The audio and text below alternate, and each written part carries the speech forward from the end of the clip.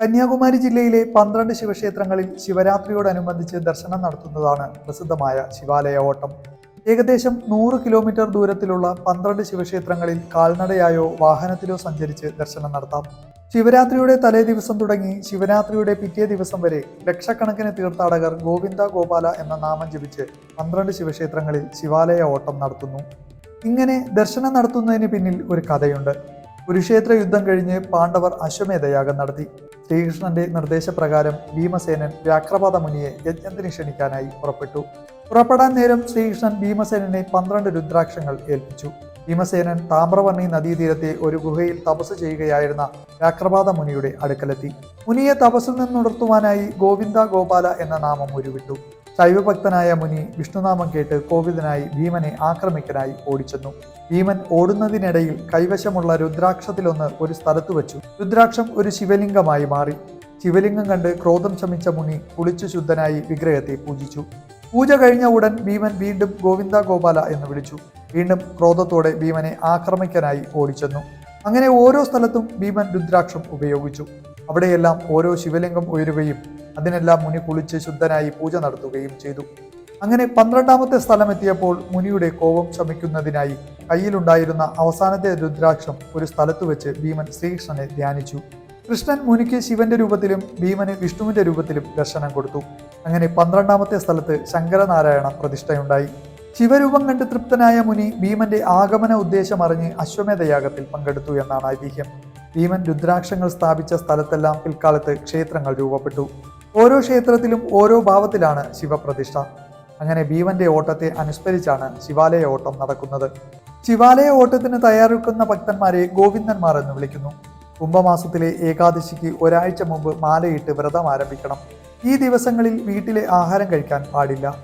പകരം ക്ഷേത്രത്തിലെ നിവേദ്യ ചോറ് മാത്രമേ കഴിക്കാൻ പാടുള്ളൂ. രാത്രി കരിക്കും പഴവും മാത്രം. ത്രയോദശി നാളിൽ ഉച്ചയ്ക്ക് ആഹാരം കഴിച്ച് കുളിച്ച് ഈറനോടെ 1ാം ശിവാലയമായ തിരുമലയിൽ സന്ധ്യാദീപം ദർശിച്ച് ഓട്ടം ആരംഭിക്കുന്നു. ഭക്തർ വെള്ളമുണ്ടോ കാവി വസ്ത്രമോ ധരിച്ചും കൈകളിൽ വിശറിയുമായി ഓട്ടം ആരംഭിക്കുന്നു. ചെല്ലുന്ന ക്ഷേത്രങ്ങളിലെ വിഗ്രഹങ്ങളെ വീശാനാണ് വിശറി. വിശറിയുടെ അറ്റത്ത് 2 തുണിസഞ്ചികൾ ഉണ്ടാകും. ഒന്നിൽ പ്രസാദ ഭസ്മവും മറ്റേതിൽ വഴിയാത്രയ്ക്ക് ആവശ്യമായ പണവും സൂക്ഷിക്കുന്നു. ഇങ്ങനെ സംഘമായി ഗോവിന്ദ ഗോപാല എന്ന നാമം ജപിച്ച് ഓടി 12 ക്ഷേത്രത്തിലും എത്തുന്നു. ഓരോ ക്ഷേത്രത്തിലും എത്തുമ്പോൾ കുളിച്ച് ഈറനോടെ വേണം ദർശനം നടത്താൻ. ഒടുവിലത്തെ ക്ഷേത്രമായ തിരുനട്ടാലത്തെത്തി ഓട്ടം അവസാനിക്കുന്നു. നാട്ടുകാരും സന്നദ്ധ സംഘടനകളും തീർത്ഥാടകർക്ക് വഴിനീളെ ലഘുഭക്ഷണങ്ങളും ശീതളപാനീയങ്ങളും നൽകി ഭക്തിയാദരപൂർവ്വം സ്വീകരിക്കുന്നു. ശിവാലയ ഓട്ടം നടക്കുന്ന 12 ശിവക്ഷേത്രങ്ങൾ ഏതൊക്കെയാണെന്ന് നോക്കാം. ആദ്യ ക്ഷേത്രമായ തിരുമല ശ്രീ മഹാദേവ ക്ഷേത്രം.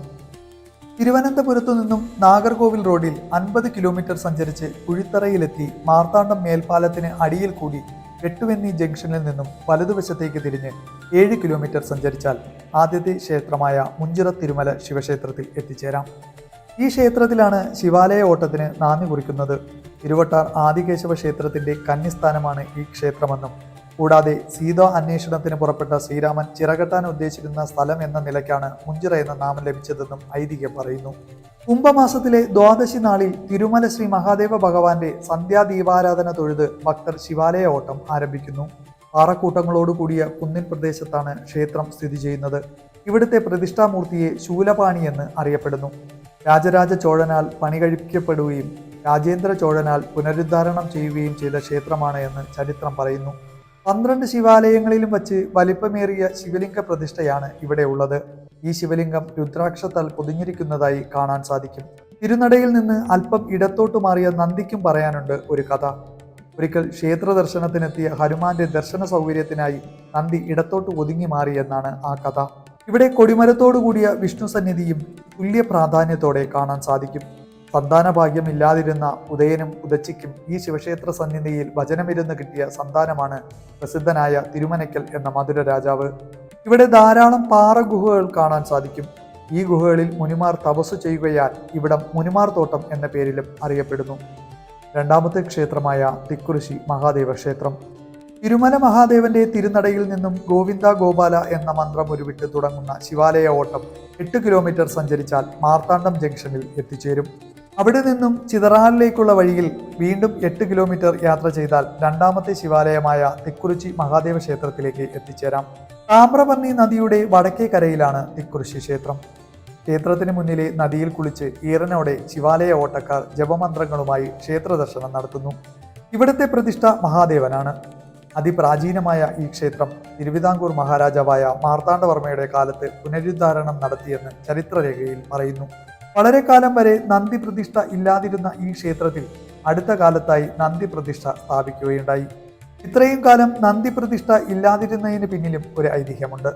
പണ്ട് തെക്കുറിശിയിലെ പാടങ്ങളിൽ കൃഷികൾ നശിപ്പിച്ചിരുന്നത് ഒരു കാളയാണെന്നും അത് ഈ ക്ഷേത്രത്തിലെ നന്ദിയാണെന്നും തിരിച്ചറിഞ്ഞു. അങ്ങനെ ക്ഷേത്രതന്ത്രി തരണനല്ലൂർ നമ്പൂതിരിപ്പാട് നന്ദിയെ മന്ത്രത്താൽ ബന്ധിക്കുകയും അന്നത്തെ നന്ദി പ്രതിഷ്ഠയെ താമ്രപർണി നദിയിലെ കയത്തിൽ നിക്ഷേപിക്കുകയും ചെയ്തു. അന്ന് തൊട്ട് കാളയുടെ ശല്യം അവസാനിച്ചു എന്നും പറയപ്പെടുന്നു. മൂന്നാമത്തെ ക്ഷേത്രമായ തൃപ്പരപ്പ് ശ്രീ മഹാദേവ ക്ഷേത്രം. തിക്കുറിശി മഹാദേവനെ തൊഴുത് അവിടെ നിന്നും ചിതറാൽ, അരുമന, കളിയൽ വഴി 15 കിലോമീറ്റർ സഞ്ചരിച്ചാൽ മൂന്നാം ശിവാലയമായ തൃപ്പരപ്പ് ശ്രീ മഹാദേവ ക്ഷേത്രത്തിൽ എത്തിച്ചേരാം. പ്രകൃതി രമണീയമായ തൃപ്പരപ്പിൽ 12 ശിവാലയങ്ങളിൽ നിന്നും വ്യത്യസ്തമായി ശിവഭഗവാൻ പടിഞ്ഞാറ് ദർശനമേകുന്ന ഒരേ ഒരു ക്ഷേത്രമാണിത്. ഈ ക്ഷേത്രത്തിന്റെ മുന്നിലായി പാറക്കെട്ടുകളിലൂടെ കോതയാർ നദി ഒഴുകുന്ന മനോഹരമായ കാഴ്ച കാണാൻ കഴിയും. ഈ നദി അല്പം ദൂരം പിന്നിട്ട് ഏകദേശം 50 അടി താഴ്ചയിലേക്ക് പതിക്കുന്ന തൃപ്പരപ്പ് വെള്ളച്ചാട്ടവും സ്ഥിതി ചെയ്യുന്നു. തൃപ്പരപ്പ് ക്ഷേത്രത്തിലെ അഭിഷേക ജലം അന്തർവാഹിനിയായി വെള്ളച്ചാട്ടത്തിൽ ലയിക്കുന്നുവെന്നാണ് സങ്കല്പം. തൃപ്പരപ്പ് ക്ഷേത്രത്തിലെ മൂർത്തി സങ്കല്പം ജടാധരനാണ്. യക്ഷയാഗത്തിൽ പങ്കെടുത്ത് അപമാനിതയായ ദേവി ദേഹത്യാഗം ചെയ്തു. ഇതറിഞ്ഞ് രോക്ഷാകുലനായ ശിവഭഗവാൻ കാളിയെയും വീരഭദ്രനെയും സൃഷ്ടിച്ച് ദക്ഷന്റെ ശിരസറുത്തു. അങ്ങനെ ധ്യാനഭംഗത്താൽ ഒടുങ്ങാത്ത കോപവുമായി നിലകൊള്ളുന്ന സങ്കല്പത്തിലാണ് ഇവിടുത്തെ ശിവപ്രതിഷ്ഠ. 1881 ശ്രീ വിശാഖം തിരുനാൾ മഹാരാജാവ് ക്ഷേത്രത്തിന് മുന്നിലെ ആറിൽ ഒരു കൽമണ്ഡപം പണികഴിപ്പിച്ചു. ഈ കൽമണ്ഡപത്തെ ആറാട്ടുമണ്ഡപം എന്ന് അറിയപ്പെടുന്നു. നാലാമത്തെ ക്ഷേത്രമായ തിരുനന്ദിക്കര ശ്രീ നന്ദീശ്വര ക്ഷേത്രം. തൃപ്പരപ്പ് ശ്രീ മഹാദേവനെ തൊഴുതു കുലശേഖരം വഴി 10 കിലോമീറ്റർ സഞ്ചരിച്ചാൽ നാലാം ശിവാലയമായ തിരുനന്ദിക്കര ശ്രീ നന്ദീശ്വര ക്ഷേത്രത്തിൽ എത്തിച്ചേരാം. 12 ശിവാലയങ്ങളിൽ നിന്നും തികച്ചും വ്യത്യസ്തമായി കേരളീയ വാസ്തുശാസ്ത്ര പ്രകാരം നിർമ്മിക്കപ്പെട്ടതാണ് ഈ ശിവക്ഷേത്രം. നന്ദിയാറിന്റെ കരയിലാണ് ഈ ക്ഷേത്രം സ്ഥിതി ചെയ്യുന്നത്. ഇവിടെ ശ്രീ പരമേശ്വരൻ നന്ദികേശ്വര രൂപത്തിലാണ് വാണരുളുന്നത്. തിരുനന്ദിക്കര ക്ഷേത്രത്തിലെ ഉത്സവത്തിന് ഒരു പ്രത്യേകതയുണ്ട്. ആദ്യ ശിവാലയ ഓട്ടക്കാരൻ ഓടി ഈ ക്ഷേത്രത്തിൽ പ്രവേശിക്കുന്ന സമയത്താണ് ഇവിടെ ഉത്സവത്തിന് കൊടിയേറുന്നത്. ശിവക്ഷേത്രത്തിന് 50 മീറ്റർ വടക്ക് കിഴക്ക് ഭാഗത്തായി ഒരു മലയും അതിൽ ശിവലിംഗ പ്രതിഷ്ഠയോടുകൂടിയ ഗുഹാക്ഷേത്രവും സ്ഥിതി ചെയ്യുന്നു. ഈ മലയെ പൊരിക്കപ്പാറ, ഉളുപ്പൻപാറ, ഉന്തുപാറ എന്നെല്ലാം വിളിക്കുന്നു. ഈ പാറയ്ക്കുള്ളിലാണ് ഗുഹാക്ഷേത്രം. വടക്ക് ഭാഗത്തു കൂടി ഗുഹയ്ക്കുള്ളിലേക്ക് പ്രവേശിച്ചാൽ പടിഞ്ഞാറ് ഭാഗത്ത് കാണുന്ന മറ്റൊരു ഗുഹയിൽ കിഴക്ക് ദർശനമായി ഒരു ശിവലിംഗ പ്രതിഷ്ഠ കാണാൻ സാധിക്കും. ഈ ഗുഹാക്ഷേത്രം രാജരാജ ചോഴനാൽ നിർമ്മിതമാണ് എന്ന് ചരിത്രരേഖകൾ പറയുന്നു. മലയാള ഭാഷയ്ക്ക് ശ്രേഷ്ഠ ഭാഷാ പദവി നേടിത്തരുന്നതിൽ ഒരു പ്രധാന പങ്കുവഹിച്ച തിരുനന്ദിക്കര ശാസനം ഈ പാറയുടെ ഇരുവശങ്ങളിൽ കൊത്തിവെച്ചിട്ടുണ്ട്. അഞ്ചാമത്തെ ക്ഷേത്രമായ പൊന്മന തിമ്പിലേശ്വര ക്ഷേത്രം. തിരുനന്ദിക്കരയിലെ നന്ദികേശ്വര ദർശനം കഴിഞ്ഞ് കുലശേഖരം പെരുഞ്ചാണി റോഡിലൂടെ 8 കിലോമീറ്റർ സഞ്ചരിച്ചാൽ മഹേന്ദ്രഗിരിയിൽ നിന്നുത്ഭവിച്ചെത്തുന്ന പഴയസ്വനി നദീതീരത്തുള്ള 5ാം ശിവാലയമായ പൊന്മനയിലെത്താം. ഇവിടെ ശ്രീ മഹാദേവൻ തിമ്പിലേശ്വരൻ എന്ന നാമത്തിൽ അറിയപ്പെടുന്നു. പണ്ടുകാലത്ത് ഒരു സാധാരണക്കാരനായ തിമ്പിലൻ പശുക്കളെ മേച്ച് ഇവിടെ ജീവിച്ചിരുന്നു. ഒരിക്കൽ ഇയാൾ പശുക്കൾക്ക് പുല്ലരിഞ്ഞുകൊണ്ടിരുന്നപ്പോൾ അരിവാൾ ഒരു കല്ലിൽ കുരുങ്ങി. ആ അരിവാൾ വലിച്ചെടുത്തപ്പോൾ അതിൽ രക്തത്തിന്റെ പാട് കണ്ടതിനാൽ ആ ഭാഗത്തെ കാട്ടുചെടികളും വള്ളികളും വകഞ്ഞു മാറ്റിയപ്പോൾ അവിടെ രക്തം വാർന്നുകൊണ്ടിരിക്കുന്ന ഒരു ശിവലിംഗത്തെ തിമ്പിലന് കാണാൻ കഴിഞ്ഞു. അദ്ദേഹം ഉടൻ തന്നെ ഭഗവാനെ അവിടെ കുടിയിരുത്തി പൂജിക്കാൻ തുടങ്ങി. കാലക്രമത്തിൽ തിമ്പിലാൻകുടി മഹാദേവൻ തമ്പിലേശനായി അറിയപ്പെട്ടു. പാണ്ഡ്യരാജവംശവുമായി ഈ ക്ഷേത്രത്തിന് അഭേദ്യമായ ബന്ധമുണ്ടായിരുന്നതായും ചരിത്രം പറയുന്നു. ആറാമത്തെ ക്ഷേത്രമായ പന്നിപ്പാകം കാലഭൈരവൻ ക്ഷേത്രം. പൊന്മനയിലെ തമ്പിലേശ്വര സന്നിധിയിൽ നിന്നും വലിയാറ്റുമുഖം വഴി 11 കിലോമീറ്റർ സഞ്ചരിച്ച് മുട്ടയ്ക്കാട് കവലയിലെത്തി അവിടെ നിന്ന് 1 കിലോമീറ്റർ വടക്കോട്ട് സഞ്ചരിച്ചാൽ 6ാം ശിവാലയമായ പന്നിപ്പാകം ശിവക്ഷേത്രത്തിലേക്ക് എത്തിച്ചേരാം. അർജുനൻ ശിവനിൽ നിന്നും പാശുപതാസ്ത്രം നേടിയ കഥയുമായി ഈ ക്ഷേത്ര ഐതിഹ്യം ബന്ധപ്പെട്ട് കിടക്കുന്നു. അതിൽ നിന്നാണത്രേ ഈ ക്ഷേത്രത്തിന് പന്നിപ്പാകം എന്ന പേര് ലഭിക്കാൻ കാരണം. ഈ ക്ഷേത്രത്തിലെ മൂർത്തിഭാവം കിരാതമൂർത്തിയാണ്. അതായത് അർജുനന് പാശുപതാസ്ത്രം കൊടുക്കുന്നതിന് മുമ്പത്തെ ശിവഭാവത്തിലുള്ള പ്രതിഷ്ഠ. കന്യാകുമാരി ജില്ലയിലെ ഏറ്റവും വലിയ കാലഭൈരവ പ്രതിഷ്ഠയാണ് ഈ ക്ഷേത്രത്തിന്റെ മറ്റൊരു പ്രത്യേകത. ശിവഭഗവാന്റെ ഉഗ്രരൂപത്തിലെ ഒരു ഭാവമാണ് കാലഭൈരവൻ. ഏഴാമത്തെ ക്ഷേത്രമായ കൽക്കുളം ശ്രീ നീലകണ്ഠസ്വാമി ക്ഷേത്രം. പന്നിപ്പാകത്തു നിന്നും 6 കിലോമീറ്റർ സഞ്ചരിച്ചാൽ 7ാം ശിവാലയമായ കൽക്കുളം നീലകണ്ഠസ്വാമി ക്ഷേത്രത്തിൽ എത്തിച്ചേരാം. ഈ ക്ഷേത്രം പത്മനാഭപുരം കൊട്ടാരത്തിന്റെ കിഴക്കുഭാഗത്തായി സ്ഥിതി ചെയ്യുന്നു. മാർത്താണ്ഡവർമ്മ മഹാരാജാവിന്റെ കാലത്ത് പണി കഴിപ്പിച്ച ഈ ക്ഷേത്രത്തിൽ തഞ്ചാവൂർ ശില്പകലയുടെ ഭംഗി നിറഞ്ഞു നിൽക്കുന്നു. ഇവിടെ ശിവഭഗവാൻ നീലകണ്ഠൻ എന്ന നാമത്തിൽ അറിയപ്പെടുന്നു. പാർവതീ സമേതനായ ശിവപ്രതിഷ്ഠയാണ് ഇവിടെ. ശിവാലയ ഓട്ടം നടക്കുന്ന 12 ശിവക്ഷേത്രങ്ങളിൽ പാർവതീ ദേവിയുടെ പ്രതിഷ്ഠയുള്ളതും രഥോത്സവം നടക്കുന്നതുമായ ഏക ക്ഷേത്രവും ഇതാണ്. ഇവിടെ പാർവതീ ദേവിയുടെ പ്രതിഷ്ഠ ആനന്ദവല്ലി അമ്മൻ എന്നാണ് അറിയപ്പെടുന്നത്. ഇവിടെ വിസ്തൃതിയായ ഒരു തീർത്ഥക്കുളവും നടുവിൽ ഒരു കൽമണ്ഡപവും കാണാൻ സാധിക്കും. 7 നിലകളുള്ള ക്ഷേത്രഗോപുരം ഈ ക്ഷേത്രത്തിന്റെ രാജപ്രതാപത്തെ വിളിച്ചോതുന്നു. 1744 മാർത്താണ്ഡവർമ്മ മഹാരാജാവ് തന്റെ രാജ്യത്തിന്റെ തലസ്ഥാനമായി കൽക്കുളം തിരഞ്ഞെടുക്കുകയും പിന്നീട് പത്മനാഭപുരം എന്ന് നാമകരണം ചെയ്യുകയും ചെയ്തു. പത്മനാഭപുരത്ത് തമിഴ് ശില്പഭംഗിയിലുള്ള നിരവധി ക്ഷേത്രങ്ങൾ കാണാൻ സാധിക്കും. ഇവിടുത്തെ ശ്രീരാമസ്വാമി ക്ഷേത്രം മരത്തിൽ കൊത്തിവെച്ച രാമായണ കഥയാൽ പ്രസിദ്ധമാണ്. 8ാമത്തെ ക്ഷേത്രമായ മേലാങ്കോട് ശ്രീ മഹാദേവ ക്ഷേത്രം. കൽക്കുളം നീലകണ്ഠസ്വാമിയെ ദർശിച്ച് തുടരുന്ന യാത്ര 3 കിലോമീറ്റർ സഞ്ചരിക്കുമ്പോൾ 8ാം ശിവാലയമായ മേലാങ്കോട് ശിവസന്നിധിയിൽ എത്തിച്ചേരുന്നു. ഏളിമലയുടെ താഴ്വാരത്തെ സമനില പ്രദേശത്താണ് ക്ഷേത്രം സ്ഥിതി ചെയ്യുന്നത്. സാക്ഷാൽ കാലകാലൻ രൂപത്തിലാണ് മഹാദേവൻ ഇവിടെ കുടികൊള്ളുന്നത്. മാർക്കണ്ഡേയന്റെ ജീവന് വേണ്ടി യമധർമ്മൻ കയർ വീശി. കയർ വരുന്നത് കണ്ട മാർക്കണ്ഡേയൻ ശിവലിംഗത്തെ ആലിംഗനം ചെയ്തു. യമധർമ്മൻ എറിഞ്ഞ കയർ ശിവലിംഗത്തിൽ കുരുങ്ങുകയും വലിച്ചപ്പോൾ ശിവലിംഗത്തിന് ചരിവ് സംഭവിക്കുകയും ചെയ്തു. അങ്ങനെ രോഷാകുലനായ മഹാദേവൻ യമധർമ്മനെ കാലുകൊണ്ട് തൊഴിക്കുകയും മാർക്കണ്ഡേയനെ രക്ഷിക്കുകയും ചെയ്തു എന്നാണ് ഐതിഹ്യം. ഇവിടുത്തെ ശിവലിംഗത്തിന്റെ ചരിത്രവും ശിവലിംഗത്തിലെ കയറിന്റെ പാടും ഈ ഐതിഹ്യത്തിന് കരുത്തേകുന്നു. ഇവിടെ ശ്രീ മഹാദേവൻ കാലകാലൻ എന്ന നാമത്തിൽ അറിയപ്പെടുന്നു. കാലനെ കാലുകൊണ്ട് ചവിട്ടിയതിനാലാണ് ഈ നാമം ശ്രീ മഹാദേവന് കിട്ടിയത്. ഈ ക്ഷേത്രത്തിന് സമീപത്തായി പ്രസിദ്ധമായ മേലാങ്കോട് യക്ഷിയമ്മൻ ക്ഷേത്രവും 1/2 കിലോമീറ്റർ അകലെയായി പ്രസിദ്ധമായ വേളിമല കുമാരകോവിൽ ക്ഷേത്രവും സ്ഥിതി ചെയ്യുന്നു. 9ാമത്തെ ക്ഷേത്രമായ തിരുവിടൈക്കോട് ശ്രീ മഹാദേവ ക്ഷേത്രം. മേലാങ്കോട്ടു നിന്നും 5 കിലോമീറ്റർ സഞ്ചരിച്ചാൽ 9ാം ശിവാലയമായ തിരുവിടൈക്കോട് ക്ഷേത്രത്തിലെത്താം. ദേശീയപാതയിലെ വില്ലുകുറിക്കു സമീപമാണ് ഈ ക്ഷേത്രം സ്ഥിതി ചെയ്യുന്നത്. അപൂർണമായ ശിവലിംഗവും കൊമ്പു മുറിഞ്ഞ നന്ദിയുമാണ് ഈ ക്ഷേത്രത്തിലെ പ്രത്യേകത. ഇതിനു പിന്നിലെ ഐതിഹ്യം ഇപ്രകാരമാണ്. ക്ഷേത്ര വിഗ്രഹം നിർമ്മിക്കുവാൻ വന്ന ശില്പികൾ ആദ്യം പണി കഴിപ്പിച്ചത് നന്ദിയുടെ വിഗ്രഹമായിരുന്നു. ശിവലിംഗത്തിന്റെ പണി പൂർത്തിയാകാനുള്ള ശ്രമത്തിനിടയിൽ നിയന്ത്രണമില്ലാത്ത നന്ദി ആ പ്രദേശമെങ്ങും നാശനഷ്ടങ്ങൾ വരുത്തി. അതിനാൽ ആദ്യം നന്ദി വിഗ്രഹത്തിന്റെ കൊമ്പ് മുറിച്ചു മാറ്റി. എന്നിട്ടും പരിഹാരം കാണാൻ കഴിയാത്തതിനാൽ വേഗം തന്നെ അപൂർണമായ ശിവലിംഗ പ്രതിഷ്ഠ നടത്തി. ശേഷം നന്ദി വിഗ്രഹത്തെ പ്രതിഷ്ഠിച്ചു. അങ്ങനെ നന്ദി ശാന്തനായി. തടയപ്പൻ അഥവാ ജഡയപ്പൻ എന്ന നാമത്തിലാണ് ഇവിടുത്തെ ശിവലിംഗ പ്രതിഷ്ഠ.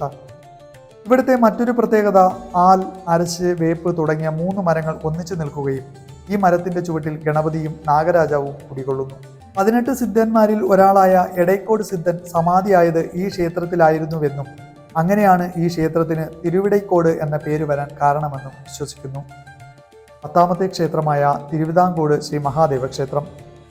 തിരുവിടൈക്കോട് ദർശനം കഴിഞ്ഞ് ദേശീയപാത വഴി 7 കിലോമീറ്റർ സഞ്ചരിച്ചാൽ തക്കല എന്ന സ്ഥലത്ത് എത്തിച്ചേരുന്നു. അവിടെ നിന്നും കേരളപുരം റൂട്ടിൽ 2 കിലോമീറ്റർ സഞ്ചരിച്ചാൽ 10ാം ശിവാലയമായ തിരുവിതാംകോട് എത്തിച്ചേരാം. തെക്കും വടക്കുമായി ഹരിയും ഹരനും ദർശനം നൽകുന്ന ക്ഷേത്രമാണ് തിരുവിതാംകോട്. ഇവിടെ ശിവപ്രതിഷ്ഠയുടെ ഇടതുവശത്തായി മറ്റൊരു ശ്രീകോവിലിൽ മഹാവിഷ്ണു കുടികൊള്ളുന്നു. ഇവിടെ ശ്രീ മഹാദേവന്റെ ശ്രീകോവിലിന് മുന്നിലും ശ്രീ മഹാവിഷ്ണുവിന്റെ ശ്രീകോവിലിന് മുന്നിലും 2 കൊടിമരങ്ങൾ കാണാൻ സാധിക്കും. ശ്രീകോവിലിന്റെ വാതിലിനേക്കാൾ വലുതാണ് ഉള്ളിലെ ശിവലിംഗ പ്രതിഷ്ഠ. ഇവിടുത്തെ ശ്രീ മഹാദേവനെ പാതിരിപ്പാണി എന്ന നാമത്തിൽ അറിയപ്പെടുന്നു. 3 ഏക്കറോളം വരുന്ന അതിവിശാലമായ ക്ഷേത്ര സന്നിധിയാണ് ഇവിടം. തിരുവിതാംകൂറിന്റെ ആദ്യ തലസ്ഥാനമായിരുന്നു ഈ തിരുവിതാംകോട്. 11ാമത്തെ ക്ഷേത്രമായ തൃപ്പന്നിക്കോട് ശ്രീ മഹാദേവ ക്ഷേത്രം. തിരുവിതാംകോട് നിന്ന് തുടരുന്ന യാത്ര കുഴിക്കോട്, പള്ളിയാടി വഴി ഏകദേശം 8 കിലോമീറ്റർ സഞ്ചരിച്ചാൽ 11ാം ശിവാലയമായ തൃപ്പന്നിക്കോട് ക്ഷേത്രത്തിൽ എത്തിച്ചേരാം. ഇവിടെ കുടികൊള്ളുന്ന മഹാദേവൻ പ്രസന്നഭാവത്തിലുള്ള ഭക്തവത്സലനാണ്. വരാഹരൂപം കൊണ്ട് ഹിരണ്യക നിഗ്രഹം നടത്തിയ മഹാവിഷ്ണു സ്വന്തം രൂപം തിരിച്ചു കിട്ടാതെ ലോകമെങ്ങും നാശനഷ്ടങ്ങൾ ഉണ്ടാക്കി. ഒടുവിൽ മഹാദേവൻ പ്രത്യക്ഷനായി വരാഹത്തിന്റെ കൊമ്പ് മുറിച്ചു മാറ്റുകയും തുടർന്ന് മഹാവിഷ്ണുവിന് സ്വന്തം രൂപം തിരിച്ചു ലഭിക്കുകയും ചെയ്തു എന്നൊരു കഥ സ്കന്ദപുരാണത്തിൽ പറയുന്നുണ്ട്. അങ്ങനെ വരാഹത്തിന്റെ കൊമ്പ് മുറിച്ച ഭാവത്തിലുള്ള മഹാദേവനാണ് തൃപ്പന്നിക്കോട് വാഴുന്ന ഭക്തവത്സലൻ. കൊല്ലവർഷം 1820 ശ്രീമൂലം തിരുനാൾ മഹാരാജാവിന് ഒരു സ്വപ്ന ദർശനമുണ്ടായി. സ്വപ്നത്തിൽ പ്രത്യക്ഷനായ മഹാദേവൻ ഞാൻ നനയുകയാണ് എന്ന് അരുളി ചെയ്തു. തുടർന്നുള്ള അന്വേഷണത്തിൽ മേൽക്കൂരയില്ലാത്ത ഈ ക്ഷേത്രം ശ്രദ്ധയിൽപ്പെടുകയും തുടർന്ന് പുനരുദ്ധാരണം ചെയ്യുകയും ചെയ്തു. വൃത്താകൃതിയിലുള്ള ശ്രീകോവിലാണ് ഈ ക്ഷേത്രത്തിലുള്ളത്. അതിനാൽ തന്നെ കേരള ക്ഷേത്രശില്പ മാതൃകയിലാണ് ഈ ക്ഷേത്രം നിർമ്മിച്ചിരിക്കുന്നത്. 12ാമത്തെ ക്ഷേത്രമായ തിരുനട്ടാലം ശ്രീ ശങ്കരനാരായണ ക്ഷേത്രം. തൃപ്പന്നിക്കോട് ഭക്തവത്സലനെ വണങ്ങിയ ശേഷം വീണ്ടും യാത്ര തുടർന്ന് 5 കിലോമീറ്റർ സഞ്ചരിച്ചാൽ അവസാനത്തെ ലക്ഷ്യസ്ഥാനമായ 12ാം ശിവാലയത്തിൽ എത്തിച്ചേരാം. അങ്ങനെ ശിവാലയ ഓട്ടത്തിന്റെ സമാപന ക്ഷേത്രമായ തിരുനട്ടാലത്ത് എത്തിച്ചേരുന്ന ഭക്തർ ഇവിടുത്തെ തീർത്ഥക്കുളത്തിൽ കുളിച്ച് ഈറനണിഞ്ഞ് ക്ഷേത്ര ദർശനം നടത്തുന്നു.